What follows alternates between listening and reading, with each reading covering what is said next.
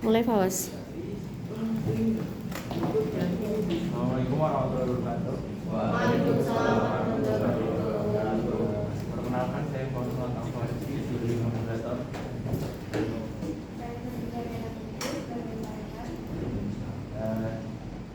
Langsung saja kita buka. Sebelumnya kita perkenalan dulu dari dirinya dulu. Perkenalkan, saya dari Kimpro, saya Najwa Sabari, absen 21. Saya Kania Matisati, absen 12. Saya Simana Damartika, absen 27. Saya Nugra Zali, absen 19. Saya Fadila Hidarais, absen 8. Saya Rehan Warwanda dari tim kontra. Saya Cepen ini dari tim kontra. Jadi pekerja sadar dan 30. Saya Muhammad Ridho Suda, absen 17. Saya Benasir Bulinggan Nurprianto, absen 2. Menurut kali ini dengan mosi kebebasan pers dibatasi, kritik dibuka, oposisi diharapkan. Oke, selanjutnya 3 menit untuk membuat argumen. Baik, 3 menit bisa dimulai dari sekarang.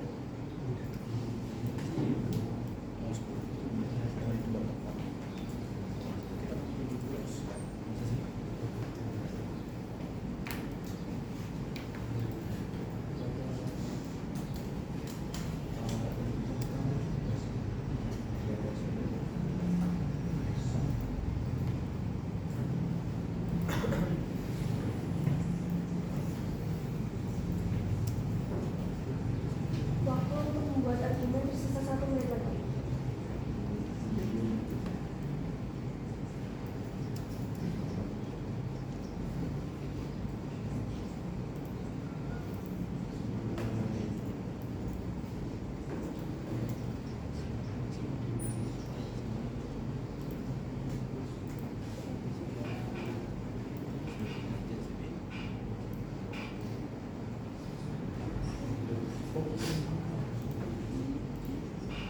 Tiga puluh menit lagi. 30 menit lagi.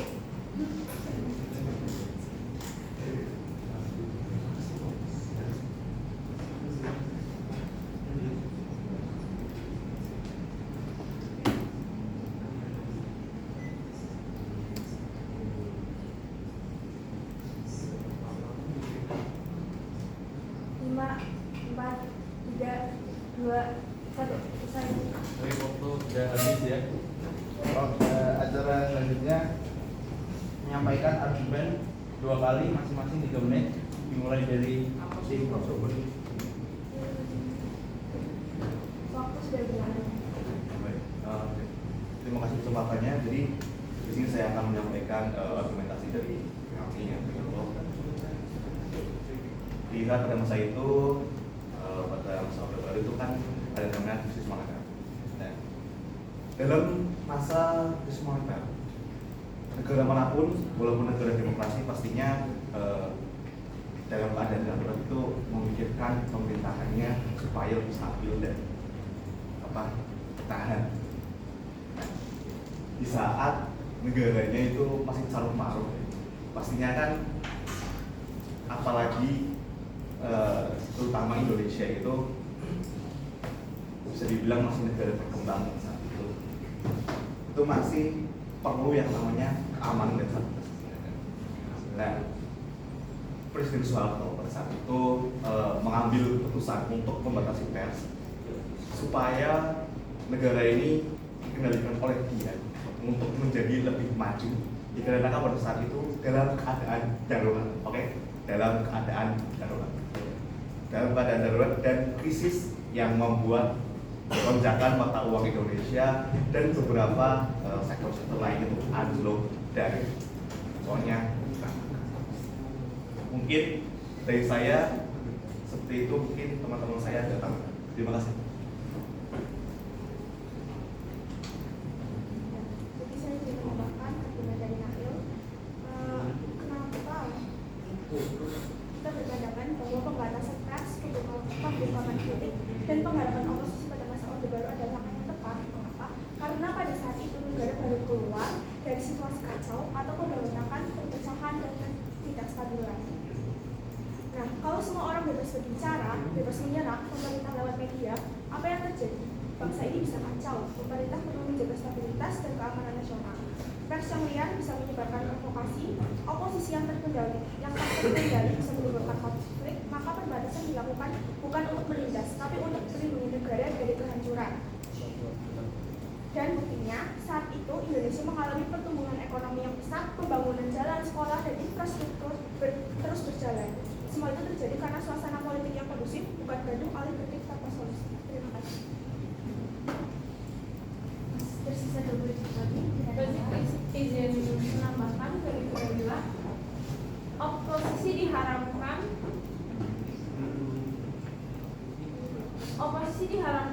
partai dijadikan boneka. Di era ekonomi, oposisi adalah penyimbangan kekuasaan, tapi pada masa Orde Baru oposisi justru diharamkan. Pemerintah memaksa partai gabungan menjadi 3, 2, 1.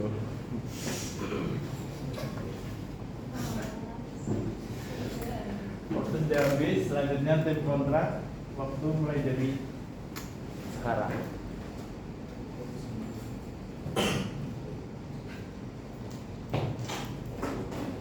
Oke, baik. Di sini saya akan menyampaikan pendapat atau argumen kami mengenai kontra pada pembatasan kebebasan pers, kemudian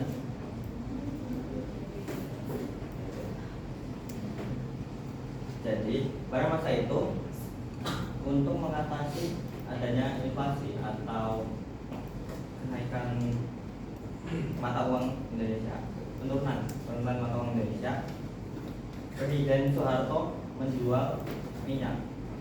Bahkan mungkin penjualnya terlalu berlebihan juga tidak memanfaatkannya untuk negara sendiri.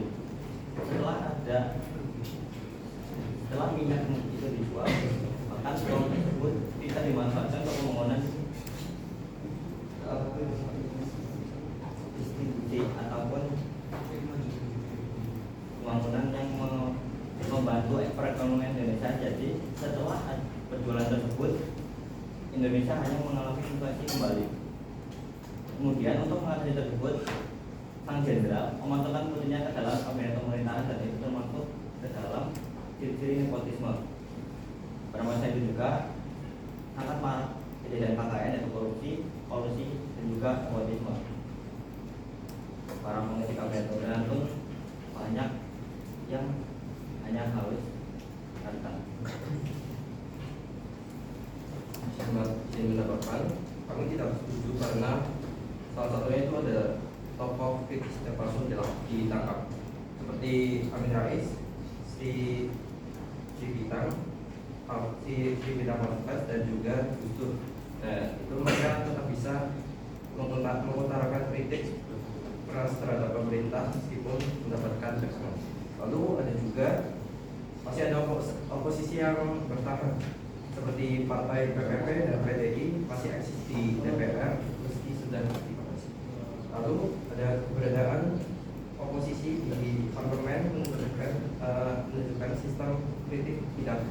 sepenuhnya memenuhi satu suara. Silakan, tidak menunjukkan. Baik, izin melanjutkan argumennya. Sebenarnya bukan kritik, bukan dibungkam, tapi disaring.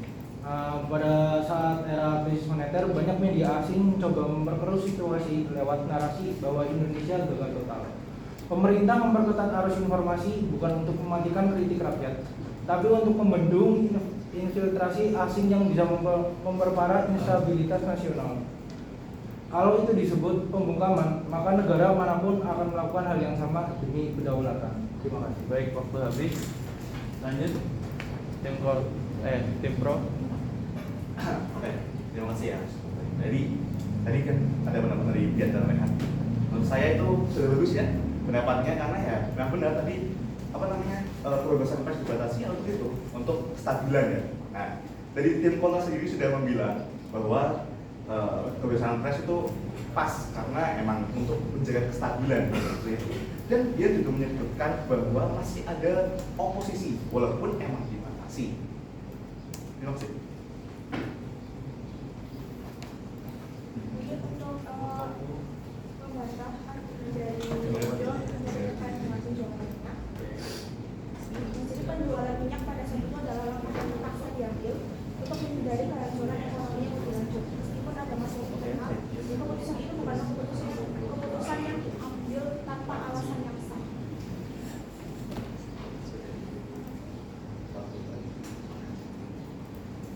Masih terus Dulu kritik adalah standar kita terhadap negeri. Sekarang kritik dianggap menjatuhkan, dianggap tidak sopan, bahkan bisa dilaporkan ke polisi. Kami bertanya bagaimana bangsa ini bisa maju jika suara sering dibungkam dan hanya memuji yang disambut. Jika kita melihat dari sudut pandang pembangunan ekonomi, banyak pencapaian yang tidak bisa dipungkiri. Meskipun ada masalah, Orde Baru juga berhasil dalam pembangunan infrastruktur dan pengurangan kemiskinan. Jadi kita tidak bisa hanya menilai dari satu sisi saja.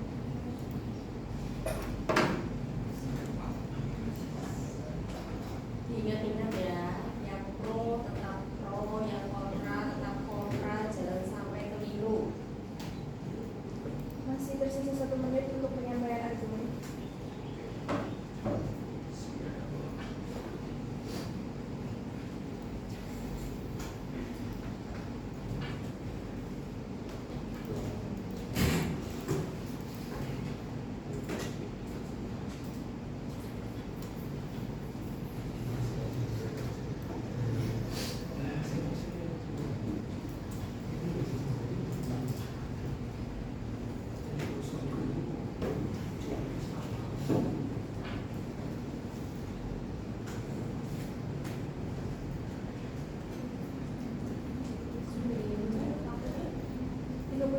Apakah tidak ada tambahan dari tim pro? Sudah cukup? Cukup. Saya selanjutnya tim kontra untuk penyampaian argumen selanjutnya.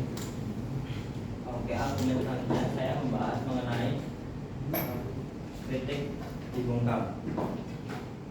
Penangkapan para aktivis yang memiliki sudah buku terlarang dengan contoh buku karya Pak Pramudia Anantathur. Kemudian termasuk mahasiswa yang suka membaca buku pemikiran kiri. Mereka mengatakan bahwa membawa fotokopi buku karya Pramudia sama saja seperti membawa bom. Bahkan mahasiswa yang bilang itu hanya kebanyakan adalah para aktivis yang hanya ingin meminta keadilan. Tapi apa yang mereka terima hanya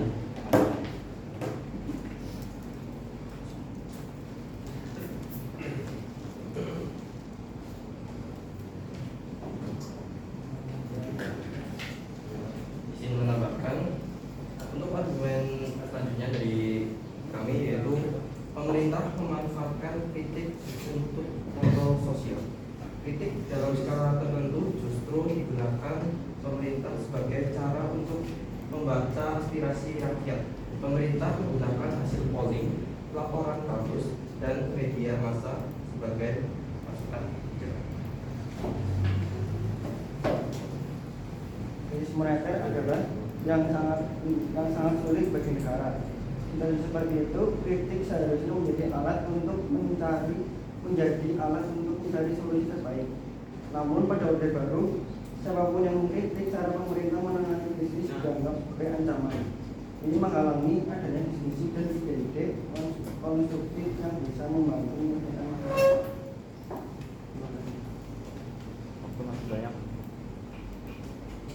Kritik tetap hidup di ruang akademik dan budaya. Menyatakan bahwa meskipun ada sensor terhadap perubahan besar, kritik terhadap pemerintah tetap muncul di kalangan akademisi, seniman, dan budayawan meskipun lebih bersifat terus kembali. Ini menunjukkan adanya ruang ekspresi kritik dalam bentuk kritik.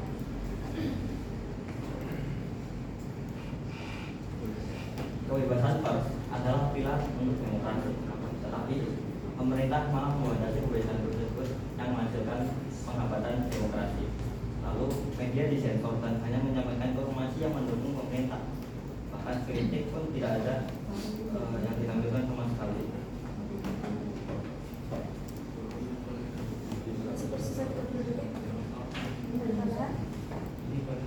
Beberapa kebijakan sempat direvisi atau dibatalkan karena masih banyak kritik yang tidak kuat, seperti RUU KUHP ditunda, UU Cipta Kerja direvisi pasca gugatan. 10, 9, berbanding 7, cukup. Oke, ada selanjutnya adalah adu argumen. Dimulai dari intro 3 kali 3 menit.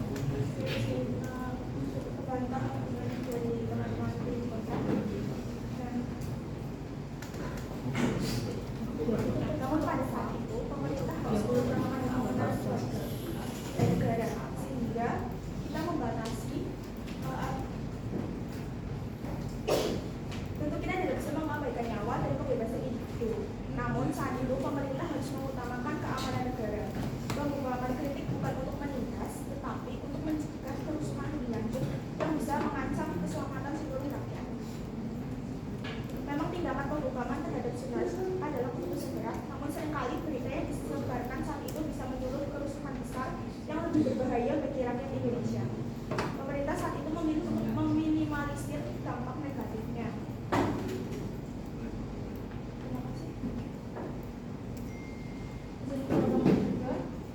Pemerintah Orde Baru menggunakan kekerasan untuk membungkam kritik aktivitas seperti Marsilah yang membela buruh, di mana pada tahun 1998 tragedi Trisakti menunjukkan betapa brutalnya aparat dalam menanggapi kritik. Mahasiswa yang menurut reformasi dibunuh, kritik terhadap pemerintah selalu dibalas dengan kekerasan atau teror.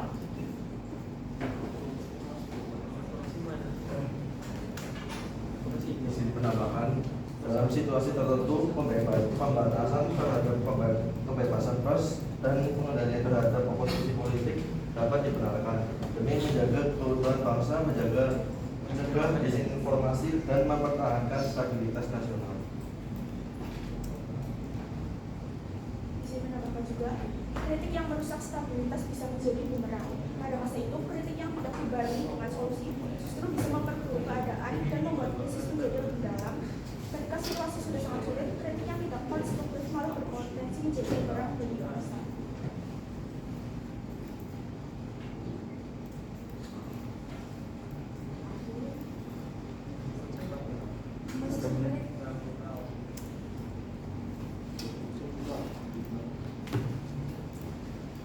Menambahkan ya teman-teman. Jadi yang pastinya pemerintah itu kan bahwa pembatasan seperti itu bertujuan dengan adanya pembatasan seperti itu, seperti yang sudah disampaikan teman saya,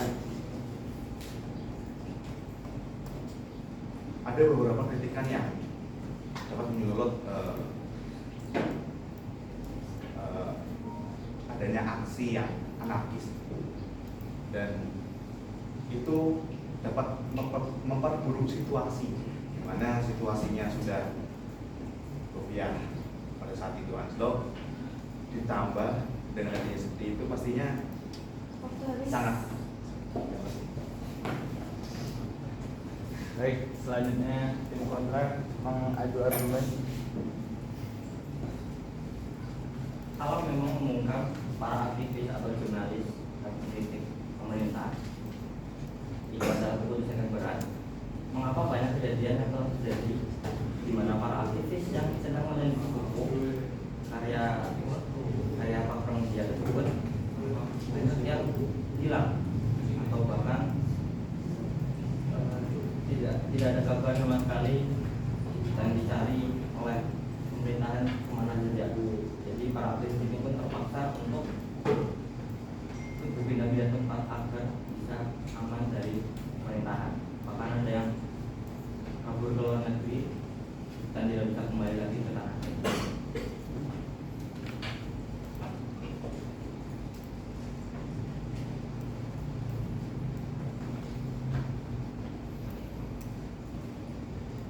Silakan, ada teman lagi. Waktu masih sisa 2 menit.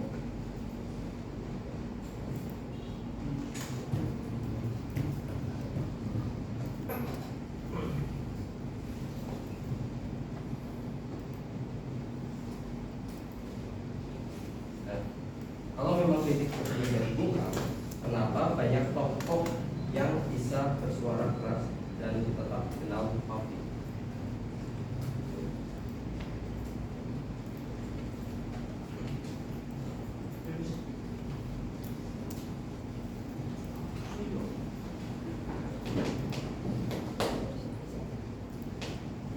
Waktu berapa ya?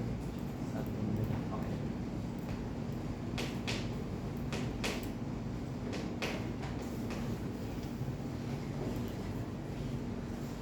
Untuk mengatasi permasalahan penurunannya nilai rupiah pada saat itu, Presiden Soeharto malah memasukkan putrinya ke dalam kabinet pemerintahan. Itu termasuk kepada sistem nepotisme yang kita keluarga. Bahkan anak putri dari Soeharto ini tidak terlalu mengerti mengenai pemerintahan ataupun negara. Nah, saya ingin tanya kepada Anda semua, apa bukti bahwa pemerintah juga mendengar kritik? Lihat revisi kebijakan seperti pembatalan proyek nuklir Muria atau respon terhadap tekanan internasional. 20 detik. Baik, waktunya tim Prom beri sanggahannya. Terima kasih. Tadi teman-teman masalah menanyakan, boleh minta pendapat, maksudnya ulangi tadi pendapatnya Ian sebelumnya. Kita kan 2 kali, ya. Pakai ini, nah sebelumnya Pak.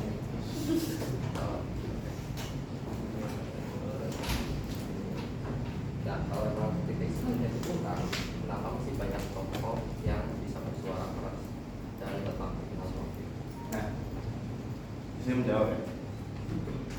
Buktinya, tadi juga saya mendengar ada pendapat dari Prof. Edwin mengenai kebebasan pendapat itu masih ada beberapa oposisi yang emang bersuara, namun hanya dibatasi saja, tidak bersuara lebih.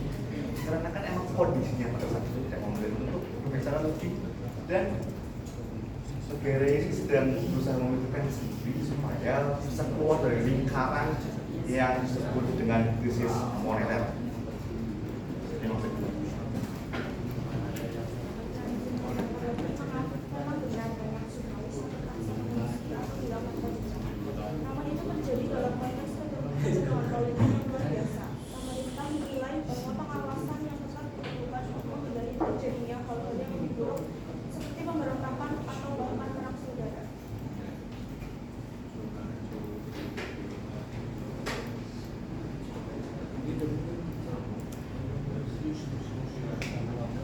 belum lagi sudah 1 menit ya. Oke, HAM. Jadi untuk HAM, pada saat itu Presiden Soeharto menilai bahwa jika adanya pembatasan yang mungkin sedikit menyenggol yang namanya, itu hanyalah bentuk solusi sementara supaya bisa lebih memperbaiki kondisi pada saat itu dan lebih fokus untuk menaikkan ekonominya terlebih dahulu. Makanya ada beberapa aktivis yang mungkin bersuara, namun suaranya itu malah menimbulkan situasi yang lebih situasi yang lebih tidak kondusif.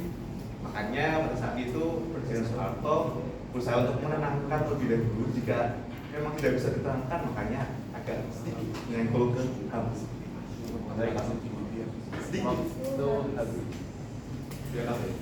Selanjutnya tim kontra memberi sanggahannya.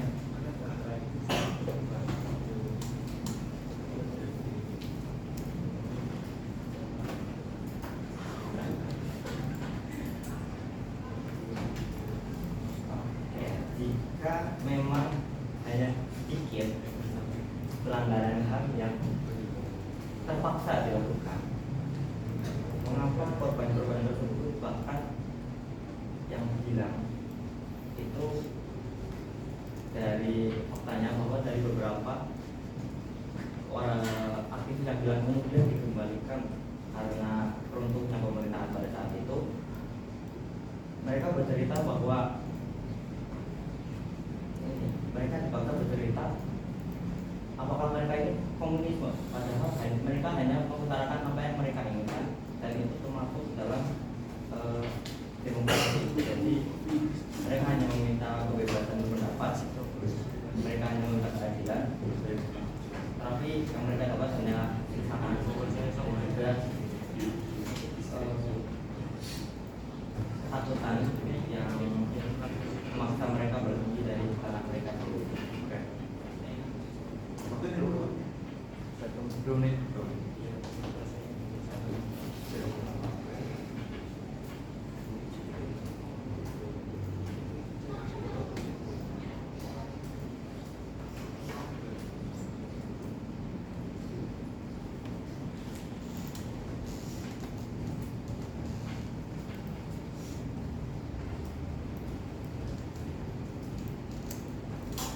Izin menambahkan dari argumen itu, dari kasus hilangnya aktivis tidak mencerminkan kebijakan negara secara sistematis sebenarnya.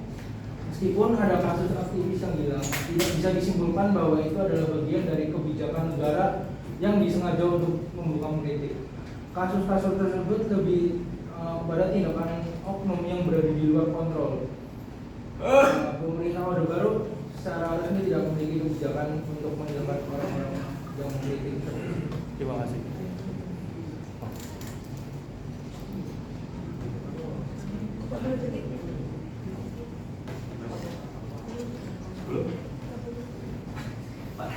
Para mahasiswa yang berdemo akan meminta keadilan, dan ini mereka demo karena pada saat itu pemerintahan Indonesia terlalu banyak menggunakan mekanisme agar memasukkan keluarganya dalam kabinet pemerintahan itu sendiri.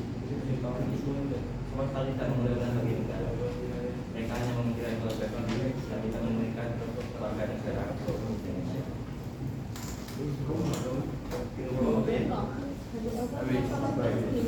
Menjawab Pak, sini jawab. Selanjutnya belum. 2 menit untuk kesimpulan masing-masing. Mulai dari Pro. Jawab ya. Kesimpulannya, menurut tim Pro,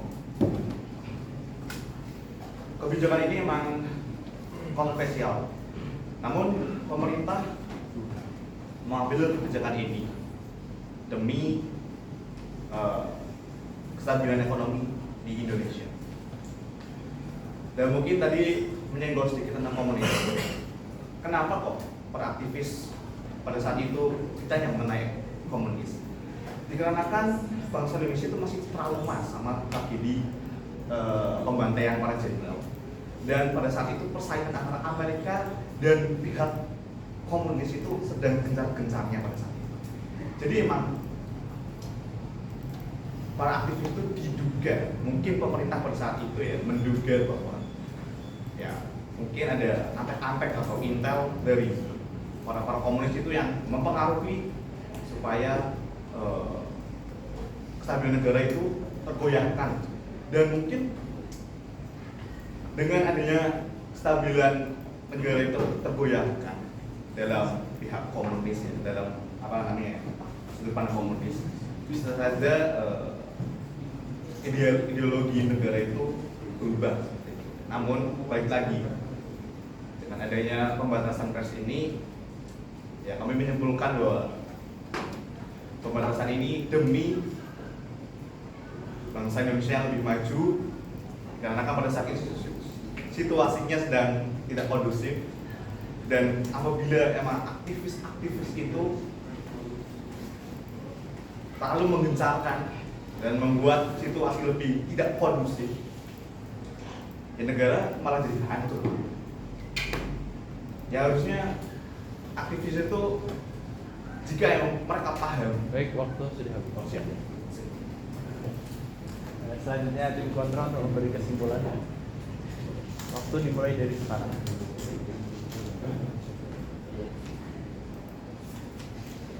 Ya, di sini menyampaikan kesimpulan fakta bahwa ada beberapa tokoh yang tetap bersuara bukan bukti kebebasan, melainkan bukti keberanian individu dalam melawan sistem yang represif. Orde Baru memang tidak selalu menembak di depan umum, tapi diam-diam membungkam, mengintimidasi, dan membatasi setiap kritik yang menyentuh bosan. Tokoh-tokoh seperti Westerwelle, Paul, dan Gus Dur tetap hidup bukan karena sistem memberi ruang, tetapi karena mereka dan rakyat yang mendukung mereka memaksa ruang itu untuk tetap ada. Mereka bertahan di tengah sensor, pembedelan, ancaman, bahkan penahanan. Jadi, menyebut mereka sebagai bukti kebebasan adalah menyesatkan. Mereka bukan contoh toleransi rezim, tapi simbol perlawanan terhadap penindasan. Oke, kemudian untuk para aktivis nasional itu bagaimana kondisi keluarga mereka yang memikirkan gimana anak ataupun orang tua mereka ini, dan mereka bahkan khawatir bahkan keluarga mereka juga menjadi korban diintimidasi oleh pemerintah dan pemerintahan selalu mencari manapun para aktivis itu berdiri dan tertangkap. Baik, waktu sudah habis.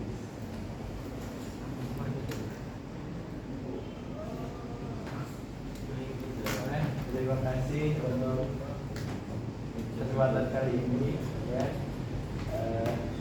Pertemuan kali ini saya tutup dengan kita tutup dengan hamdalah bersama-sama.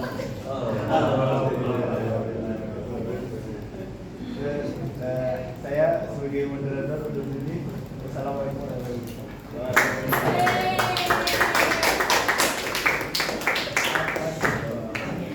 Tadi nyadar nggak sih ada yang salah ini ya? Iya, kamu jadi